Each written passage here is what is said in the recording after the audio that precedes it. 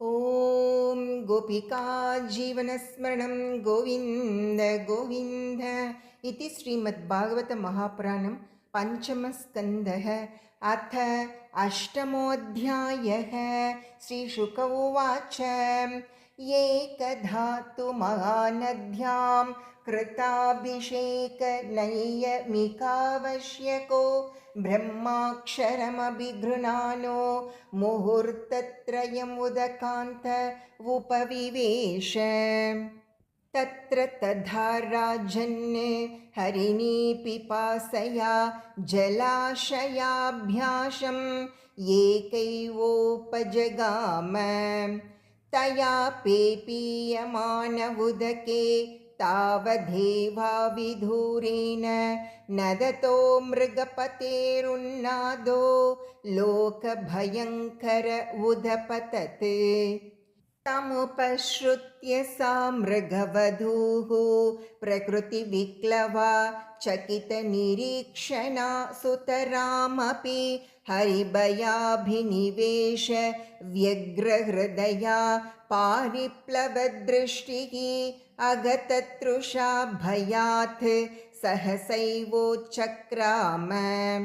तस्या उत्पतन्त्या अन्तर्वज्ञा उर्भयावगलितो योनिनिर्गतो गर्भः स्रोतसी निपपात तत्प्रसवोत्सर्पण भयखेधातुरा स्वघनेन वियुज्यमाना कस्याञ्चिद्धर्यां कृष्णसारसति निपपातात च ममार तं त्वेन कुनकं कृपणं स्रोतसानूह्यमानम् अभिवीक्ष्याभविद्धं बन्धुरिवानुकम्पया राजर्षिर्भरतादाय मृतमातरं इत्याश्रम पदमनयत् तस्य वा येन कुनक उच्चैर्येतस्मिन् कृतनिजाभिमानस्या हर हरः तत्पोषणपालनलालन प्रीणनानुध्यानेनात्मनियमाः सहयमाः पुरुषपरिचर्यादयः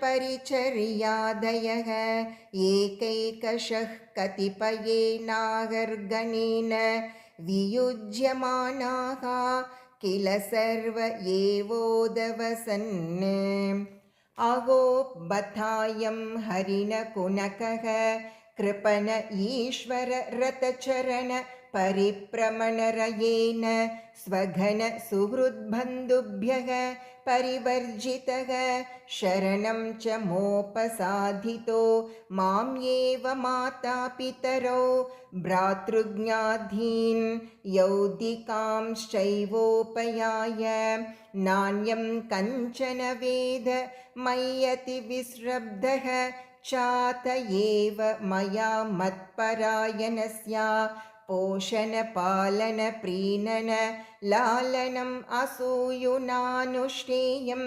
शरण्योपेक्षा दोषविदुषा नूनं ह्यार्याः साधव उपशमशीलाः कृपणसुहृदः एवं विदार्ते स्वार्थानपि गुरुतरान् उपेक्षन्ते इति कृतानुषङ्ग आसन शयनाटन स्थानाशनादिषु सगमृगजगुना स्नेहानुबद्धहृदय आसीत् कुशकुसुमसमित्पलाश फलमूलोदकान्यागृह्यमानो वृकशालावृकादिभ्यो भयमाशंसमानो यदा सह हरिणकुनकेन वनं समाविशति पतिषु च मुग्धभावेन तत्र तत्र विषक्तम् अतिप्रणयभरहृदयः कार्पण्यात् स्कन्धेनोद्वहति एवम् उत्सङ्ग उरसि चादयोपलालयन्मुदं परमामवाप क्रियायां निर्वर्त्यमानायाम् अन्तरालेऽप्युत्थायोत्थितायां उत्थाय यथैनमभिचक्षीत तर्हि वावसवर्षपतिः प्रकृतिस्तेन मनसा तस्माशिषाशास्ते स्वस्तिस्ताद्वत्सते सर्वत इति। अन्यथा वृषम् उद्विग्नमनाः नष्टद्रविण इव कृपणः सकरुणम् अतितर्षेण हरिण कुनक विरग विह्वल हृदय सन्तापः तमेवानुशोचन् किल कश्मलं महदभिरम्भित इति होवाच। अपिबत स वै कृपणयेन बालको मृतहरिणीसुतो आहो ममानार्यस्य षट्किरातमतेः अकृतसुकृतस्य कृतविश्रम्भ आत्मप्रत्ययेन तदा विगणयन् सुजन इवागमिष्यति। अपि क्षेमेनास्मिन् आश्रमोपवने शष्पानि चरन्तं देवगुप्तं द्रक्ष्यामि। अपि च न वृगः सालावृको अन्यतमो वा नैकचर एकचरो वा भक्षयति। निम्लोचति भगवान् सकलजगत्क्षेमोदयः त्रय्यात्माद्यापि मम न मृगवधुन्यास आगच्छति। अपि स्विदकृतसुकृतमागत्य मां सुकयिष्यति हरिणराजकुमारो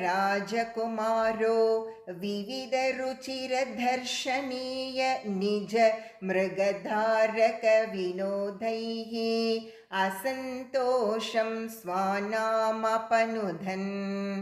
क्ष्वेलिकायां मां मृषा समाधिनामीलितदृशं प्रेम संरम्भेन चकितागत्य वृषधापरुषविषाणाग्रेण लुटति।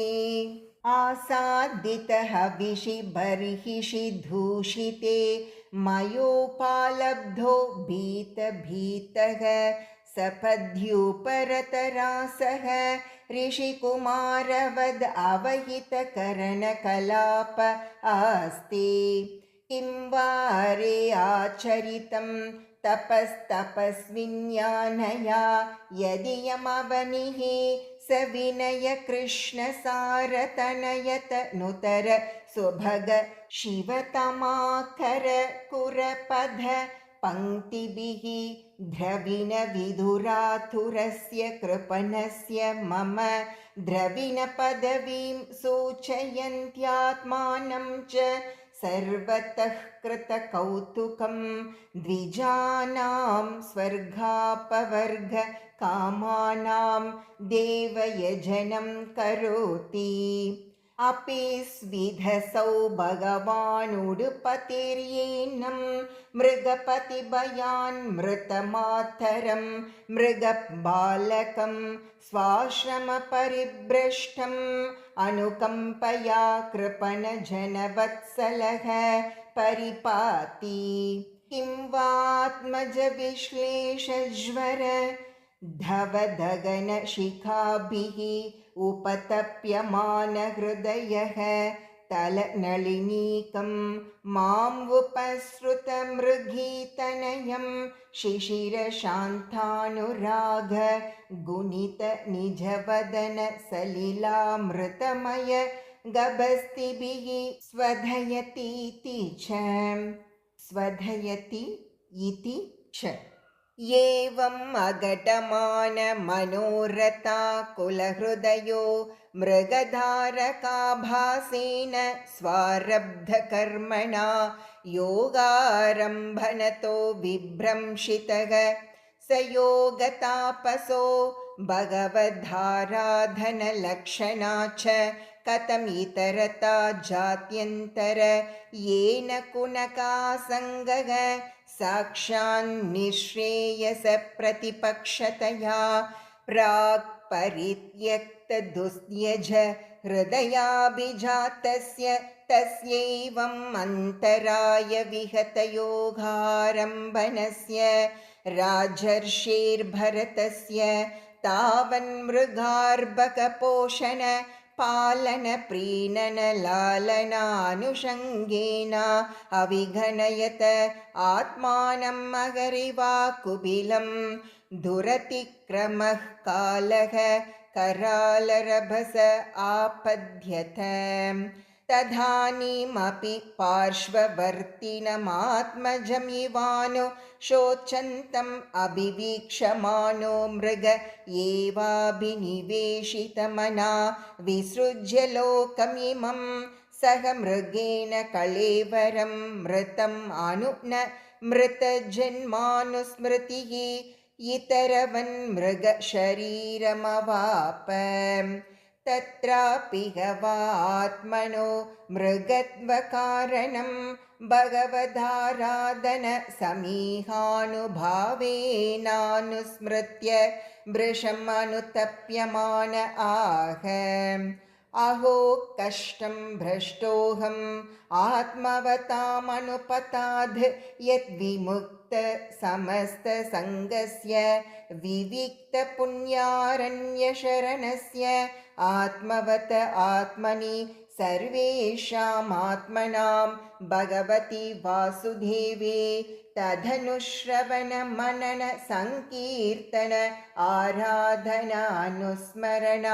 अभियोगेनाशून्य सकलयामेन कालेन समावेशितं समाहितं कार्त्स्न्येन मनः तत्तु पुनर्ममाभुदस्य आरन्मृगसुतमनो परिसुश्राव इत्येवं निगूढनिर्वेदो विसृज्य मृगिं मातरं पुनर्भगवत्क्षेत्रम् उपशमशीलमुनिगणदयितं शालग्रामं पुलस्त्य पुलहाश्रमं कालञ्जरात् प्रत्याजगाम तस्मिन्नपि कालं प्रतीक्षमानः सङ्गा च वृषमुद्विग्नः आत्मसहचरः शुष्कपर्णतृणविरुधा वर्तमानो मृगत्वनिमित्तावसानमेव गणयन् मृगशरीरं तीर्थोदकक्लिन्नम् उत्ससर्ज। ॐ इति श्रीमद्भागवते महापुराणे पारमहंस्यां संहितायां पञ्चमस्कन्धे भरतचरिते अष्टमोऽध्यायः। गोपिका जीवनस्मरणं गोविन्द गोविन्द।